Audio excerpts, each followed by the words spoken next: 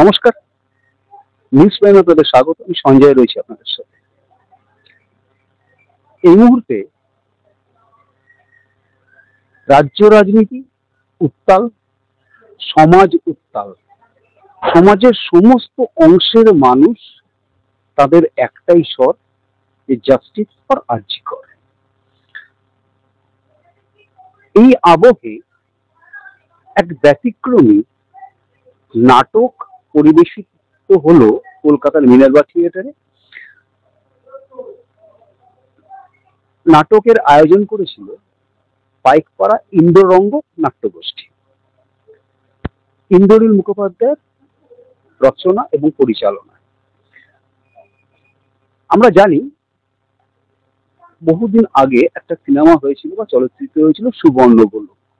তার আঙ্গিকে আজকের আবহে যদি সেটাকে ফেলা যায়, কি তার প্রতিচ্ছবি উঠে আসতে পারে? নাটকের মূল বিষয় বক্তব্য ছিল তাই, এবং তার সাথে আজকের দিনে রাজনৈতিক দল, তাদের নেতা নেত্রীদের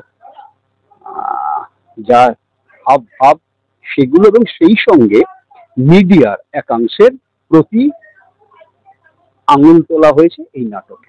সঙ্গে পেয়ে গেছি বিখ্যাত মঞ্চাভিনেতা এবং চলচ্চিত্রাভিনেতা শান্তনু নাথকে। কথা বলে নেবো তার সাথে। শান্তনু, প্রথমে তো নিউজ প্রাইমে তোমায় স্বাগত। তোমাকে ধন্যবাদ, এবং নিউজ প্রাইমের সমস্ত দর্শককে অনেক অনেক ধন্যবাদ। আপনারা নিউজ প্রাইম দেখুন। ঘন্টাখানেক সঙ্গে গোলক নাটকে তিনটে জিনিস। একটা হচ্ছে রাজনৈতিক দলগুলোর তাদের মতাদর্শের বিভিন্ন আঙ্গিকের পরিবর্তিত রূপ। দ্বিতীয় হচ্ছে রাজনৈতিক নেতাদের পরিবর্তিত রূপ। আর তৃতীয় হচ্ছে মিডিয়ার একাংশের পরিবর্তিত রূপ। কি বলবে? আসলে এই নাটকটি তিনটেই যে পয়েন্ট তুমি বললে, এই তিনটে পয়েন্টই যখনই আমি স্ক্রিপ্টটা পাই, আমি পিডিএফ প্রথমে পেয়েছিলাম। ইন্দ্রনীল আমাদের পিডিএফটা দিয়েছিল নাটকের।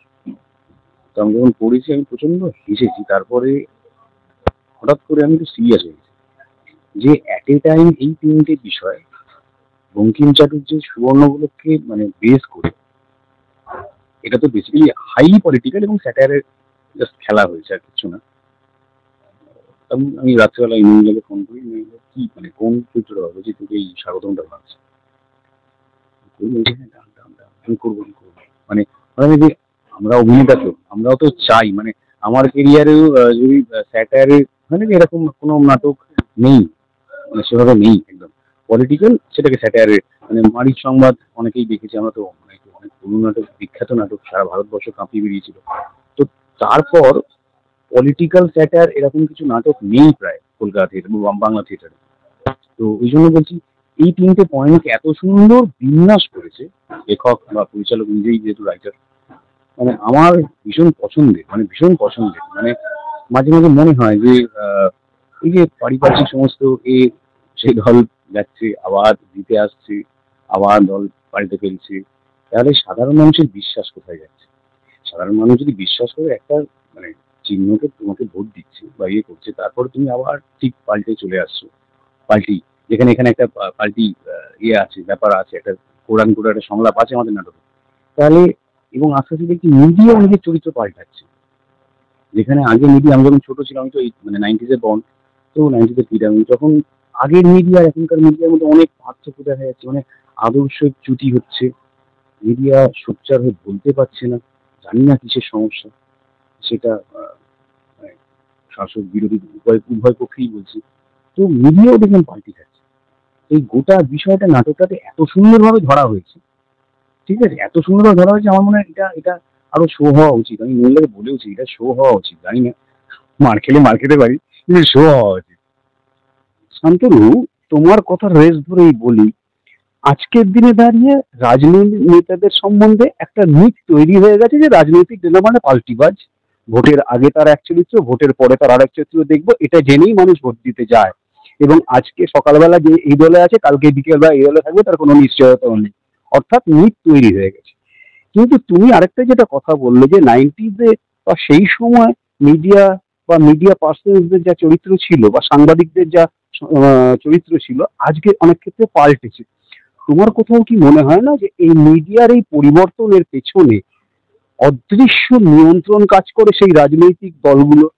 হ্যাঁ, সেই রাজনৈতিক দল বলো বা কর্পোরেটের একটা চোখ রাঙানি বলো, আগে যেমন উদ্দেশ্য ছিল খবর, মাধ্যম ছিল রেভিনিউ, এখন উদ্দেশ্য হয়ে গেছে রেভিনিউ, মাধ্যম হয়ে গেছে খবর। তো সুতরাং অভিযোজন ভালো, আমি সেটা বলছি না, মানে অভিযোজিত হয়ে হয়ে আজকে আমরা এই জায়গায় দাঁড়িয়েছি, নয়তো আগে আমাদের দাঁত নখ বড় বড় চুল ছিল। তো সেখান থেকে অভিযোজিত হতে হতে আজকে আমি এরকম একটা ফেজে চলে এসেছি। তো কিন্তু সেটা তো একটা ভালো জায়গা থেকে, ভালো প্রেক্ষিত হয়েছে, ভালো ঠিকঠাক একটা জায়গা হয়েছে। এভলিউশন দরকার ছিল, কিন্তু মিডিয়ার এই এভলিউশনটা মাঝে মাঝে একটু রেগেও যায়, আবার হাসিও পায়, খারাপও লাগে। মানে মানে মানে আমাদের সংবিধানের তৃতীয় স্তম্ভ বলা হয় যাকে, সেই মানে হয় না যে একটা খারাপ লাগা তৈরি হয়েছে যে যে আমাদের হয়তো আপনারা বলছেন, তাহলে আপনারা প্রপার প্রশ্নটা করছেন না কেন?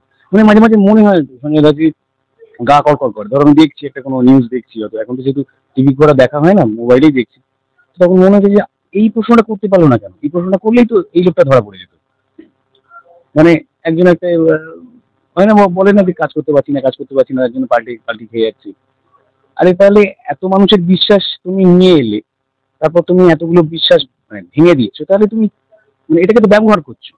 তুমি পলিটিক্সের মতো রাজনীতি তো দেশ গঠনের জন্য হয়, তাহলে সেই দেশ গঠনের একটা মাধ্যমকে তুমি নিজের প্রয়োজনে ব্যবহার করে, মিডিয়াকে ম্যানিপুলেট করে, হ্যাঁ তোমার কথা আমি মানলাম, মিডিয়াকেও ম্যানিপুলেট করে কোনো না কোনো ভাবে মিডিয়াকে ঘিরে ধরে মিডিয়াকে তুমি বলতে দিচ্ছ না, কেন বলতে দিচ্ছ না?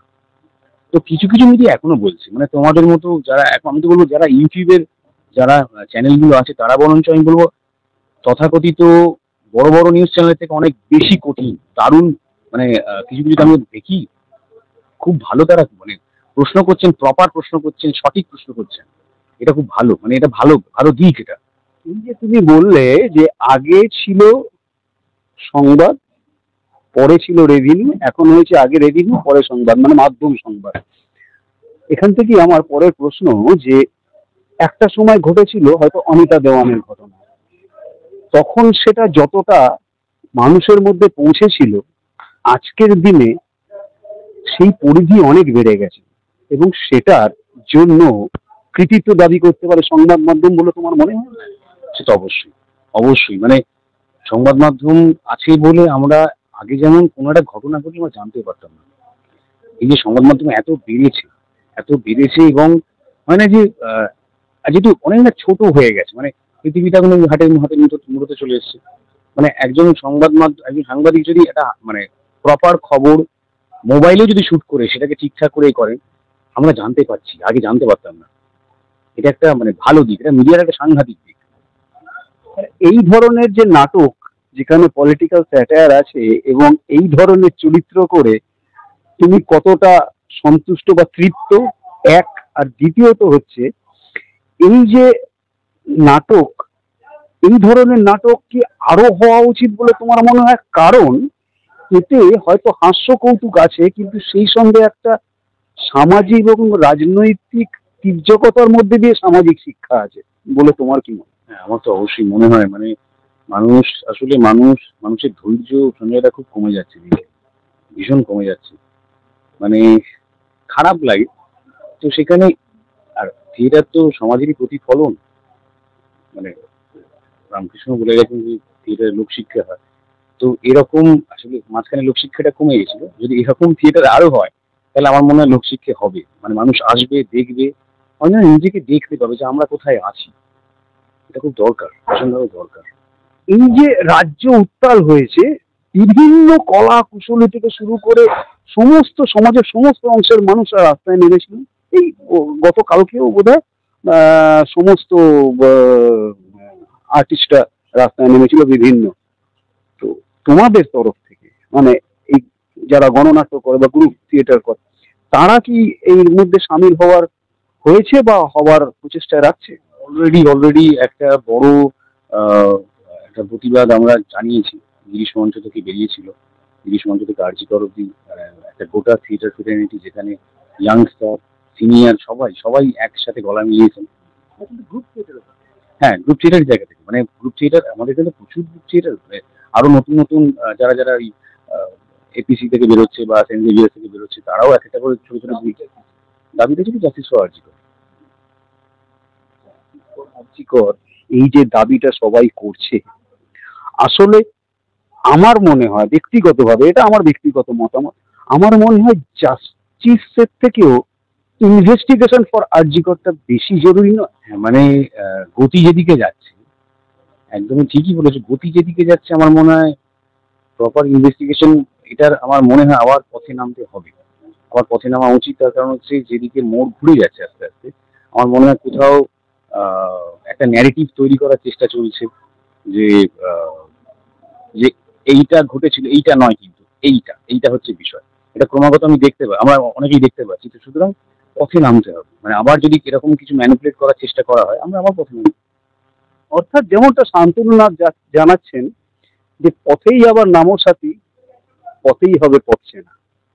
অর্থাৎ এই যে জাস্টিস ফর আরজিকর, এটা নিয়েই হয়তো একবার পথে নামা হয়েছে, কিন্তু ঘটনার গতি প্রকৃতি দিয়ে দেখে যাচ্ছে হয়তো আবার পথে নামবেন এই নাট্যগোষ্ঠীর সমস্ত মানুষজন। সেই সঙ্গে যেটা আরো জানাচ্ছেন, একটা ইন্টারেস্টিং বিষয় জানালেন যে আগে ছিল মাধ্যমটাই মুখ্য, রেভিনিউটা গৌণ, কিন্তু এখন হয়েছে রেভিনিউটা মুখ্য, মাধ্যমটা গৌণ, অর্থাৎ সংবাদ মাধ্যমের বিষয়ে বলছেন। কিন্তু এখানে আমার একটা বক্তব্য আছে, একজন সংবাদ মাধ্যমের কর্মী হিসাবে, যে কোথাও না কোথাও কোনো অদৃশ্য নিয়ন্ত্রণ কাজ করে আজকের দিনে এই সংবাদ মাধ্যমকে নিয়ন্ত্রণ করার জন্য। কারণ শোষিতের চরিত্র বদল হলেও শাসকের চরিত্র বদল হয় না, এটা অলিখিত সত্যি। ভিডিও জার্নাল নিউজ প্রাইমের জন্য সঞ্জয় সাহা, কলকাতা।